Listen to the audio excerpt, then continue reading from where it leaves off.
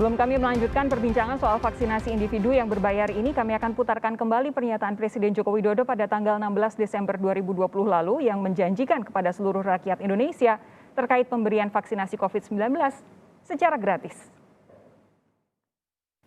Jadi, setelah menerima banyak masukan dari masyarakat dan setelah melakukan kalkulasi ulang, melakukan perhitungan ulang mengenai keuangan negara, dapat saya sampaikan bahwa vaksin COVID-19 untuk masyarakat adalah gratis.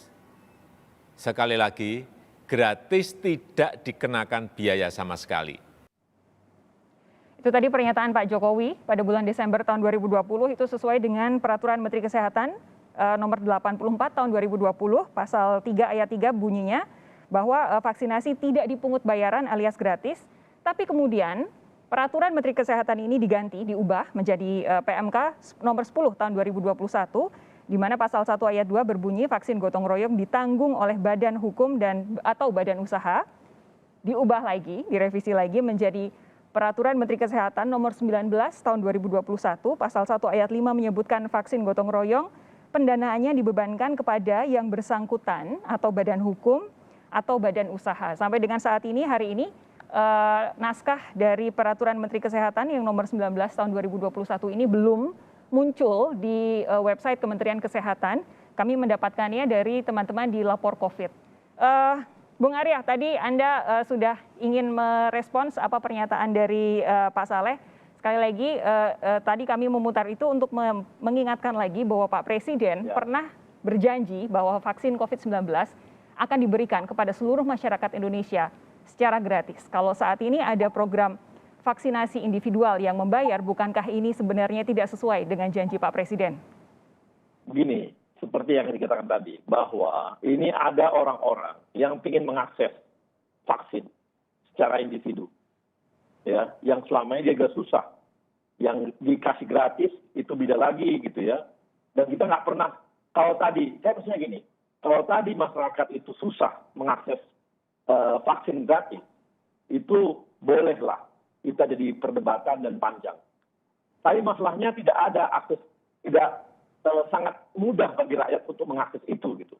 Dan seperti saya katakan tadi, bahkan sampai hari definisi ini sangat mudah itu apa, Bung Arya, ketika banyak sekali sentra vaksinasi yang masyarakat harus mengantri sangat panjang sehingga membahayakan diri sendiri? Waduh Mbak, masa orang antri itu kenapa? Masa karena antri, kalau antri kekurangan, oke. Ini bukan antri kekurangan. Itu antri ramai dan sebagainya karena dia takut nggak dapat vaksin. Padahal vaksinnya tersedia. Nggak pernah ada sentra vaksinasi massal. Kekurangan vaksin ketika berhenti tiba-tiba nggak ada. Kalau yang tadi tutup karena vaksinasinya habis? Loh, itu lain lagi karena dia pengiriman belum datang. Tapi yang pasti Mbak, selalu pengiriman setahu saya, sekarang vaksinnya dikirim hampir 2 kali lipat daripada vaksin yang dilaksanakan. Oke. Ya, saya kasih contoh di Jakarta saja. Sekarang akses sangat gampang. Coba cek berapa lansia dari vaksin, masih kecil, belum 100%. Kenapa? Karena memang lansianya belum datang untuk divaksin. Padahal vaksinnya tersedia. Bahkan di Jakarta, yang namanya vaksin itu sudah ada sampai level usia 12 tahun. Bung Arya, kalau kemudian Kimia Farma punya tenaga kesehatan untuk memvaksinasi, kenapa tidak bikin sentra vaksinasi untuk vaksinasi program saja sekalian? Mbak mungkin nggak pernah dengar, kalau kami bikin vaksinasi, sentra vaksinasi BUMN itu di 6 provinsi. Sekarang saya di Medan itu, silakan cek gubernur, silakan cek wali kota. Silakan cek ke Lanut juga. Punya kami sekarang terbesar di Sumatera Utara, di Medan. Setiap hari 8.000 orang yang kami vaksin. Dan Kimia Farma ikut di dalam sana juga. Di Jakarta juga begitu, di Jawa juga begitu, di Surabaya juga begitu. Itu sudah kami lakukan, Mbak. Ya, kalau hal begitu sudah kami lakukan. Wartawan pun banyak kami vaksin, Mbak, di tempat kami sentra vaksinasi. Supaya paham juga, jadi gitu. Jadi ini adalah, jadi kalau dibilang bahwa ini enggak. Ini cuma, saya beritahu lagi, ini di klinik, di 6 klinik, Mbak. Di 6 klinik. Dibatasi, terjaga, nggak akan bisa dibawa ke luar negeri. Gitu loh. Dan tadi soal tadi itu adalah soal tadi antri panjang, itu karena masyarakatnya takut aja, pengen vaksin aja mereka. Itu kan Oke. gairah aja. Pak Saleh, Anda teryakinkan dengan penjelasan Bung Arya? Jadi begini, saya belum yakin karena saya melihat masih tetap ada unsur komersialisasinya. Yang namanya dagang itu pasti ada untung rugi, tidak mungkin enggak. Orang namanya beli. Nah ini saya mau kasih contoh ya, perhitungan simulasi yang dikirimkan ke saya ini. Jadi pertama misalnya omsetnya itu kan 2 dosis satu orang. Katakanlah misalnya ada 7,5 juta orang sampai September nanti. Nah kalau 7,5 juta orang itu dikalikan untuk biaya pembelian vaksinnya saja, itu kan ada 2 ya, biaya pembelian vaksin dan biaya layanan. Ini dibedakan di dalam aturan itu. Nah untuk biaya vaksinnya saja itu bisa mencapai 4,82 triliun. Nah ditambah dengan layanannya dengan 7,5 juta orang yang dilayani 2 kali vaksin itu bisa mencapai 1,76 triliun. Jadi totalnya kalau dikurangi dengan apa tadi biaya operasional dan segala macam itu nanti per September misalnya andai kata nanti dilakukan ini sampai September itu anggarannya bisa sampai 1,23 triliun. Ini kan jumlahnya besar. Anda ini mau simulasi. bilang bahwa ini adalah cara BUMN mencari uang? Iya, Waduh. saya mau lanjutkan. Gini ya. Saya Gini, mau Sebentar, Bung Arya, sebentar, Bung Arya. Saya kan Pak Saleh. jangan dipotong dulu. Itu berbahaya. Jangan, Itu berbahaya jangan banget. dipotong dulu. Ini kan simulasi. Ya ketika tapi Bang, simulasi yang sebentar. simulasi tolong Sebentar. jangan membuat persepsi masyarakat seperti itu. Digalakasi Bukan, seperti bahaya itu. saya masih belum selesai. Oke, Pak Saleh silakan. Ketika di dalam peraturan Menteri Kesehatan sudah keluar harga, orang bisa bikin simulasi. Kalau orang yang divaksin sekian lalu dapat berapa kan biasa itu. Apa yang salah? Nggak ada yang salah. Itu satu. Yang kedua, ini saya mau katakan, pemerintah kan sekarang lagi kesulitan juga soal anggaran ini, Bang Arya. Harus jujur. Mau saya kasih bukti. Buktinya apa? Itu insentif nakes ini sekarang belum dibayar semua. Itu satu. Silakan dijawab. Yang kedua, klaim-klaim rumah sakit. Klaim-klaim rumah sakit itu kemarin sampai 20 triliun. Yang dibayar baru 8 triliunan. Sisanya 12 triliun kurang lebih itu kemana? Siapa yang akan bayar? Oke.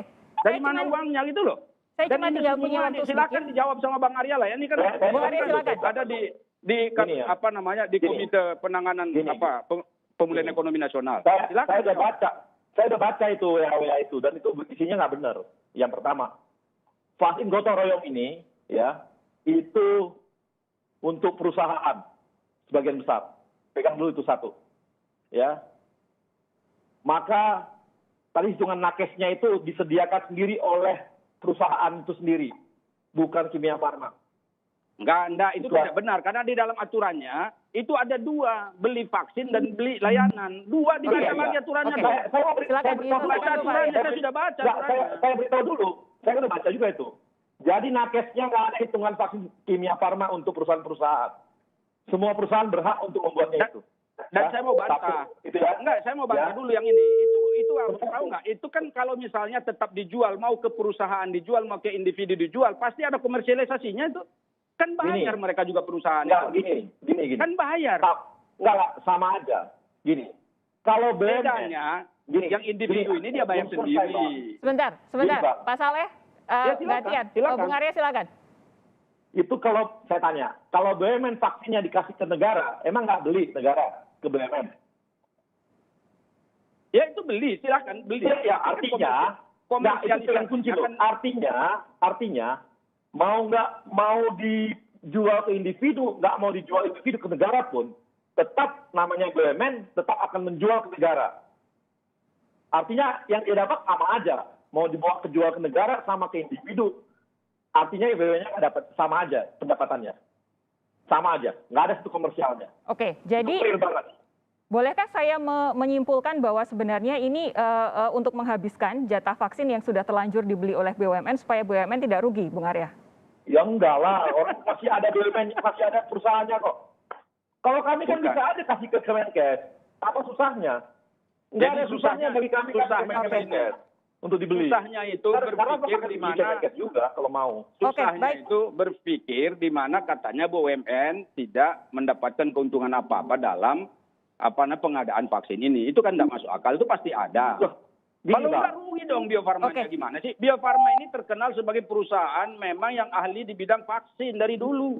Iya. Ya nggak? Dan mereka Iya. menjual vaksin loh, jangan salah. Saya bukan bilang bahwa itu Bapak-bapak, keuntungan. saya kehabisan Keuntungan waktu untuk negara terakhir untuk juga. Bung Arya, silakan. Gini loh, kalau jangan ada keuntungan, wajar dia sebagai BUMN. Nanti kami dimarahi Komisi 6 ketika kalau kami nggak bikin perusahaannya rugi dia marah. Oke. Gitu ya. Baik. Jadi bahwa Tadi itu ini kan keuntungannya, tidak konsisten lagi. Ini tidak konsisten lagi. Baik. Katanya tadi nggak ada keuntungan. Bapak-bapak, saya harus selesaikan perbincangan ini di sini. Tentu kita akan nantikan perkembangan Ini belum selesai sebetulnya, tapi ya sudahlah. Besok pelaksanaannya baru akan dimulai. Kita akan lanjutkan. Nanti kalau ada apa-apa, saya yakin pasti kami akan menghubungi Pak Saleh Daulay lagi. Pak Saleh Daulay, terima kasih. Bung Arya Sinulinga, terima kasih sudah bergabung bersama kami. Sehat terus, sampai jumpa.